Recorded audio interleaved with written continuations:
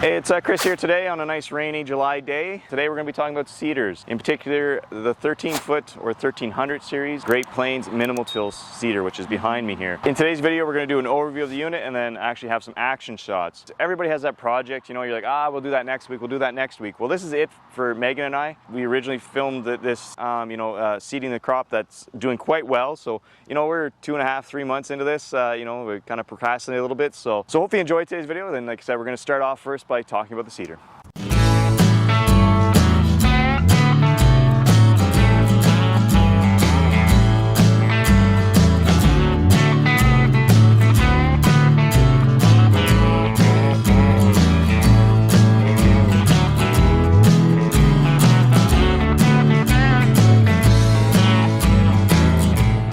When you're talking about the 1300 series Great Plains minimal till cedar, the thing to know is it's minimal till. It means you still have to do a pass over the ground. My father in particular uses a set of compact discs from Kubota, which you'll see in a very near future in action. It requires that pass, and again, you could do that pass any which way, whether it be like a power harrow, a set of speed discs, a compact set of discs. The options are, unlimited kind of idea, just as long as you do that 1 or 2 passes to kind of clean up the field. And the reason you have to do that is because it's not a no-till. The no-till has that extra set of coulters out front to open up the ground to drop that seed in, whereas a minimal till just has the one set to open a set of openers there for the seed to actually just drop in, no cutting action. That's what you should know about it. So some of the key features that you're going to deal with on this unit, or let's even mention why my father purchased this unit, because he went from a 10-foot no-till to this unit itself. Again, whenever you get into the no-till, it's going to require more horsepower. So my father, not that he was limited by horsepower, powering this unit was the M135GX or the M6-141. So he wasn't limited by horsepower, but whenever you get into no-tills, they obviously are always going to require more horsepower. This one is going to be recommended at 65 horsepower. We're going to say, and we're going to round up some here, is about 100 horsepower is going to do a nice job. Whether it be an M5, M6, in and around that 100 horse is what you're going to want. Because again, this land, sandy loam, it's about as easy as you're going to get to pull it. But whenever you get into that clay or wet area, you're going to really want that little bit extra horsepower because it's easy to pull. This is lighter than a lot of the competition out there. It's roughly 3,500 pounds, so it's a nice easy pull. So there's really no reason why you can't have a little bit more horsepower pulling it to make life easy on yourself. And it is simple. Whenever you get into the key features out here, like it is hydraulic. Your down pressure is hydraulically run here out front. So if you need to get more pressure on the front, from in the cab, you make your adjustment. And if you're looking for rear pressure on those on the seating action, there is a T handle there that on each opener that you can adjust there. And there is quite a bit of adjustment you can make on the seed tubes and everything like that to see what you want. Again, you're going to be wanting to see that even seed bed. You don't want one at 1/4 inch, the next one at 3/4, blah blah blah. You want it all even and whatever crop you're planting to come up at the same time to make things look, amazing, look like you know what you're doing out there. So, and that's what this thing's going to do for you, and do it simply. Whenever you got that leading edge of the opener, is offset. It's about 1/4 inch there. If you read up on it, Great Plains has done an amazing job of not having that opener, nose to nose. They've figured out that that's kind of pushing the ground and not really cutting in, and it actually takes less horsepower and does a better job if it is offset. And they've come up with the 1/4 inch is what's needed to really get that seed down in the ground where you want it and how you want it. And then speaking of that seed that coming down that seed tube, you're always going to see that flap at the back to really push that seed down in. And again, it is adjustable to that seed tube and that trailing flap adjusted to how you want it dropping in there. So some of the other features you're going to see out here is your 4-speed transmission, sprocket transmission there.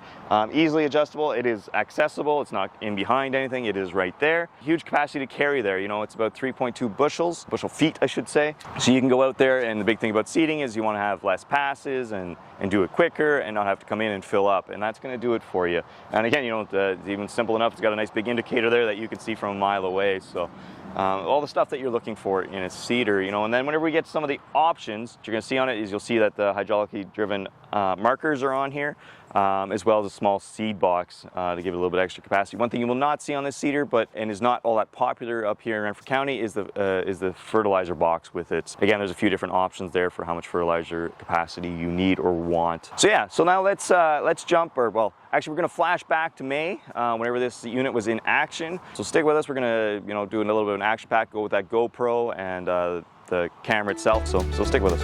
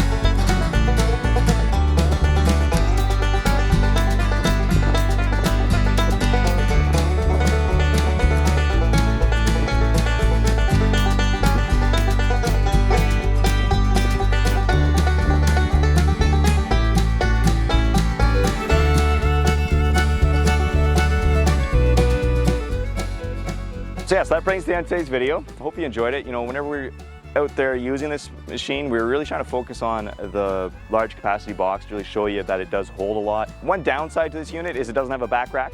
I did forget to mention that, you know, in the John Deeres and stuff, it is nice for safety wise to have that back rack, so you got something to lean on whenever you're filling it. But again, a pretty minor drawback to it. After that, you know, we tried to focus on the large capacity of the seed box. Then after that was the openers themselves, you know, where the magic happens, basically, where the seed drops in and that closes it all back up and does a beautiful job. So we also know that these things are only in action for a few weeks out of the year, you know, and you really got to be paying attention out in the field and see it. So now hopefully with this video you're able to come to YouTube, to our channel, and get your fix that way of seeing this thing in action. And if you did enjoy today's video, please like, subscribe, and if you have any comments, please leave them down below. And I've got to now remind my father to actually clean this unit out, as he's procrastinated himself and hasn't done it. So I'm going to go do that now.